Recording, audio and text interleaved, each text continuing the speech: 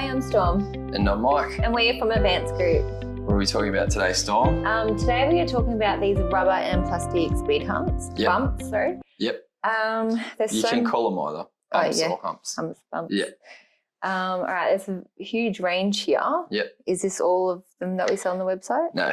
No, so there's more? Okay. Yeah. Okay, so I noticed some have reflectors on them and some don't. Yep. So is there a reason for that some don't have it? Technically, I don't think it's not an Australian standard requirement. I guess it's nice when they do have it. And I guess it'd probably be ideal if they did have it, I guess. Some of them are better reflectors than others. These ones have little tiny glass things that you could call a cat's eye perhaps. It's just quite small, like a little glass bead or marble or something embedded in those ones. These ones have like a prismatic retroreflector, like a plastic retroreflector in them, same as these other ones. These smaller rubber ones don't have any reflectors in them. Over the years, sometimes they had them, sometimes they didn't. And then there's the taller ones over here which don't have any either. So being that they are supposed to alternate black yellow helps for anyone that's driving at night to be able to see that there's a speed hump there. If they're all black, obviously that's bad, and can come as a surprise and could even potentially cause a serious accident. So the Australian standard is for speed humps that are we call them temporary, even though they're permanent, because you can remove them and replace them and stuff like that. Is for them to go 250 mil of black, 250 mil of yellow, etc., alternating. Yeah. Are they all installed the same way, the plastic and the rubbers? Pretty much. We've got videos on our website for how to do the installations. I could talk about it briefly maybe at the end of the video. As far as actually a video demonstrating installation, you can check out the other videos on our website for installation. Yeah.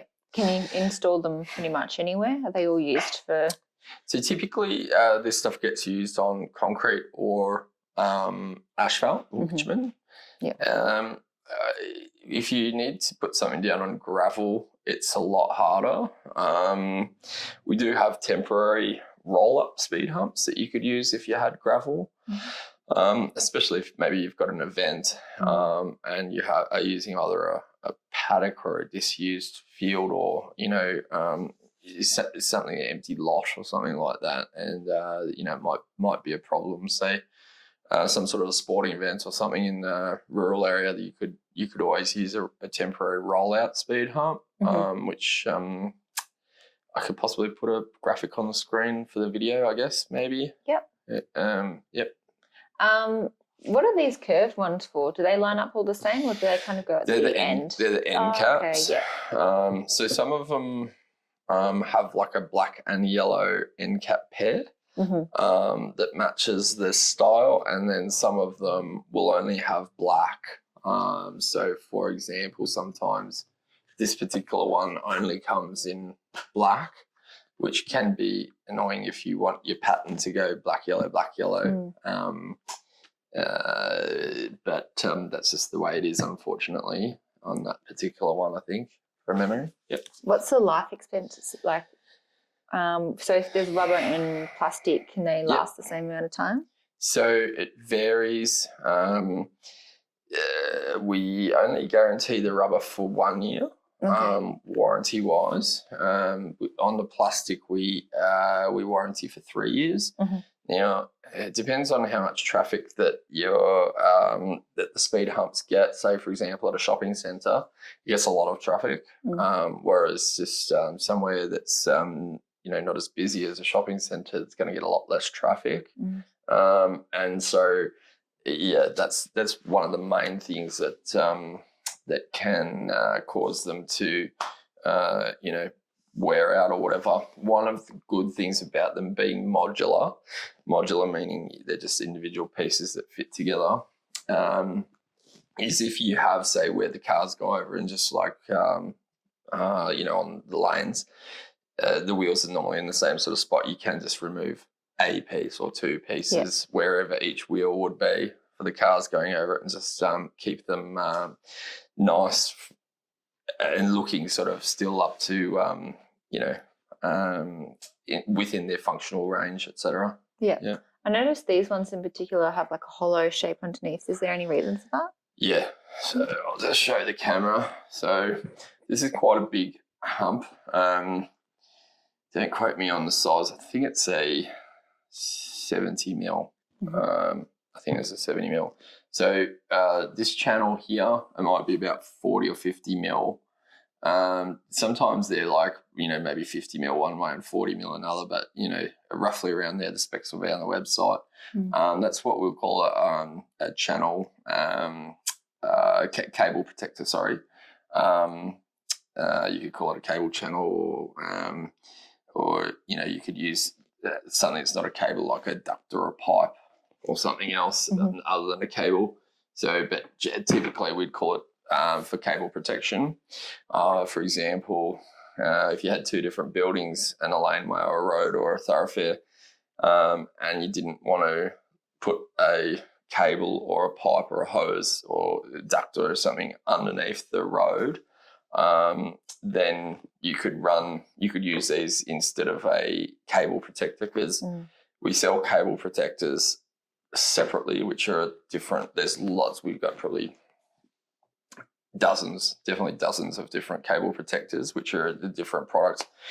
But if you're having cars and trucks running over things, then whichever one of these would have the ability for a cable to go through, I think that's about 25 or 30 mil square-ish. You can run your ducts and things under that. So, yep. So if they were to do it this way, they come individual? If you to do what way? So like these come individual, these pieces? Always the pieces are individual, yeah. So we might sell them as, sometimes we sell them as quarter metre, sometimes half a metre, sometimes a metre. It varies. So yeah, don't quote me on what's what, because it can change and vary over the time. Yep. Can they get a discount if they buy a bulk, because they probably will obviously need to? Yeah. So every product on our website has bulk discounts available. If you're a tradesman that's buying off us regularly, you can get a trade discount as well. So the best way, if you want a trade discount, is to contact our sales team, and they will register you on our website for trade discounts. And that just means you would register your email address for when you're logging in, and then you log in on our website with your email address, and then you'll see your price. And then if you want to know what's the bulk discount for any product, including these products, you'll see a button on the page which says view quantity discounts. And then when you click on that, a table will pop up and you'll see the prices for 5 plus, 10 plus, 30 plus, 50 plus, 100 plus. And obviously, well, not obviously, but if you have a trade discount, then those bulk discounts will compound as well. So you can get yourself a significant saving by doing it that way. And they don't come with the bolts or anything like that to install them, or the screws or whatever they use? I think 99% of the speed humps that we sell come with bolts from memory. Sometimes it costs more, sometimes it doesn't. I forget exactly, don't quote me on it, and it might change over the years. But there's two different types of fixing types, because typically it's either concrete or asphalt that you're installing these onto. So there's two different types of bolts, and when you're adding the products to your shopping cart, you would choose either concrete fixings or asphalt fixings. We've done a video on what those fixings are. I could probably put a graphic up on the screen of the two different types of fixings that are for either asphalt or concrete. And if you want to see how to install them with those bolts, you can check out the other video, which is more about installation of them. Yeah. Yeah. There's not a reason why there's all different textures and patterns.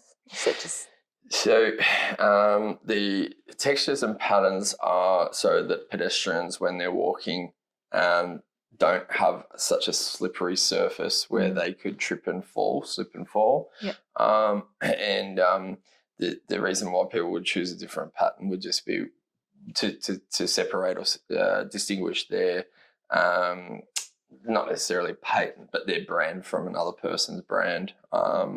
And so everyone would have a different pattern preference and, cast or dye or whatever you want to call it for manufacturing them. Yep. Yeah. So do you know what plastic it is? Yep. So all the plastics, they are LLDPE, which is linear low density polyethylene. Probably one of the strongest plastics that there is probably HDPE or polycarbonate. But HDPE doesn't really get used for many things other than sort of ballistics and weather balloons and a few other different things. But it's a bit of a restricted product because it can be used for ballistics, I think. So the LLDPE is still super strong, but not as strong as HDPE. It's good for vehicles to be able to drive over. It's stronger than rubber, typically generally stronger than metal, although if the cars are doing burnouts on them, then they can, just because of the heat and the friction and everything else, they can prematurely wear down the humps a little bit. Yeah. However, being modular, you can always replace those bits pretty easily. Yeah. If people are doing burnouts on them. We've had problems with people accidentally doing burnouts on them on ramps in multi-level car parks. So if you are wanting to put them on at a ramp, you could choose maybe metal or rubber rather than the LLDPE. But if it's something else, you would probably use the LLDPE because the colours stay better. They last longer. They're lighter weight for shipping. So there's a fair few different benefits. They don't rust, rot, crack, fade. They don't compress as well as much as the metal and the rubber, and they're stronger. So the rubber and the metal won't take as much weight as the LLDPE does. So if you're wanting something for a trucking yard or anything where heavy vehicles are going over it, we would recommend the LLDPE over the rubber or the metal. It's sort of counterintuitive, but it definitely is stronger and more resilient than the rubber and the metal for heavy vehicles. Yeah. Yeah. And do you know what kind of rubber it was? It's just rubber. Most of these things are recycled rubber. Yeah. So probably, car tires. Some of them will have some sort of nylon strings or something, embedded into the rubber a bit as well, just to help them stay together once they start breaking up and falling apart. But yep. Does it matter that some are lower and some are higher? Like, do you have to choose the right one? Yep. So that's an excellent question, and probably one of the biggest questions that we get asked. There is, the Australian standards does prefer for the humps to have a certain angle of the approach and, going on the other side once the wheel goes over it, because it sort of makes the car wheels and suspension bump harder, because it gives it a greater approach angle, etc., for the wheels. Now, most of these have a flat top except these ones. So, as long as it's not on a council road or public land like council type things, then you don't necessarily have to worry about the flat top when they're these smaller rubber ones. But when it's on council property, technically you're supposed to have a flat top for the Australian standards. Yeah. And so getting back to your question about the height, if you really want to slow people down, then I would choose the bigger ones, within reason. Especially if it's a problem, if you just want to have something there but not too aggressive, say for example at a retirement village or something like that, you could go with the smaller ones. Sometimes people have problems getting their shopping trolleys over the bigger ones, etc. I guess in that instance, sometimes you could put a gap where they can push their shopping trolleys or use a lower one if it's, say, a Woolworths or a Coles or something. Some people's suspension is better than others. So modern cars, modern trucks, the suspension is a lot better. And so having the taller ones is good for, stopping people going at high speeds. Whereas if you have a smaller one, someone goes at high speed with a new car, they hardly notice it. Whereas with the bigger ones with the flat top, definitely it's going to slow them down. And the taller it is, the slower the speed, you'll reduce those people at trying to go over it. So like these ones, is that the same height as that? No. So this is about a 70 mil. This is about a 60 mil. And then this one here is about a 50 mil. Depending which height that you want as to which ones you'll get. Also, this one, sorry, I didn't reach in front of you, but this one's got a very small, little part there to put your cable or duct or whatever it is, whereas this one's got a very big area to put a cable or a duct, or a hose. So that's going to be a factor as well if you're using it for cable protection. And then obviously we showed that other one earlier about that one's cable protection slot under it. Can they get the option of getting the reflective lights in it if they don't have them? Not really. No. Unfortunately, there's this one and this one which don't have reflectors, and that's just how it is, unfortunately. I don't think that will change. In the past, these used to have reflectors as standard, but then they stopped doing it, I guess, for various reasons, probably price. Is there anything else we need to know about them? Let me think. So I'm not sure if there's a heap more. I think you've asked most of the good questions about them. Around 50, 60, 70 mil is the heights. 250 mil is the sizes these ways. All the other lengths can vary. So it's between 350 mil, sometimes 400 mil, sometimes 500 mil. Ones that we don't have on display here for this video, we can possibly put some graphics up to show that there are other ones that we sell as well, which some of them are rubber and metal and different sort of heights and widths, lengths, etc. I think you were just having a look underneath them.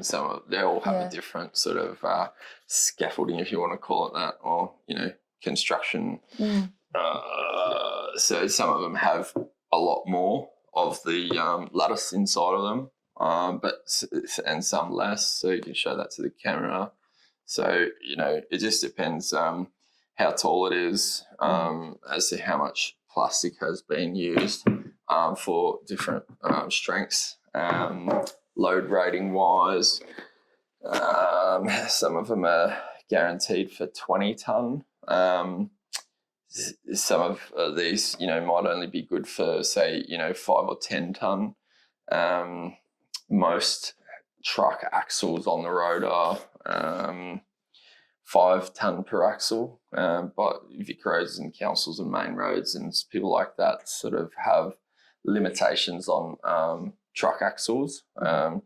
So most of these will handle truck axles. However, these rubber and metal ones would compress a lot more with depends on the frequency of the people, the trucks and stuff going over it as to how much they compress and how long they last. But if you had a crane, cranes are very heavy, so it's going to deform the rubber and metal ones a lot more than some of these other ones, but some of these will be stronger than others. It just depends. But most of them should hold 20 ton without deforming or anything. So I've talked about the guarantees and the warranties. So the yellow in the rubber fades a little bit faster than the LLDPEs. Some of these LLDPEs have more UV stabilizer than others. So, this one might have slightly less, this one slightly more UV inhibitor. So, so they're all indoor and outdoor. And that's probably about all we need to discuss. So, if you need to buy any of these products, you can go to www.advancedgroup.com.au. And if you like the video, you want to see more videos like this, you can hit like and subscribe. Thanks for watching. Thanks, bye. Bye.